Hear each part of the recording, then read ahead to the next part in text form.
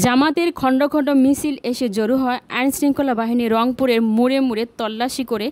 দীর্ঘ ১৭ বছর পরে রংপুরে জামাতের সমাবেশ চলছে। এই সময় জামাতের আমির গণমাধ্যমকে বলেন, সুষ্ঠু নির্বাচনের জন্য সংস্কার প্রয়োজন। ডক্টর শফিকুর রহমান বলেন, কারো হাতে বিচার তুলে দেওয়া হবে না, বিচার হবে আদালতে। স্লোগানে স্লোগানে ভরে ওঠে রংপুরের মাঠ। সেখানে উপস্থিত হয় এটিএম আজহার হোসেন। পরে তিনি বক্তব্য রাখেন। আরও অনেকে উপস্থিত হয় এবং বক্তব্য রাখেন। সে সময় তারা বলেন, দেশের সব জেলায় এ ধরনের সমাবেশ করা হবে।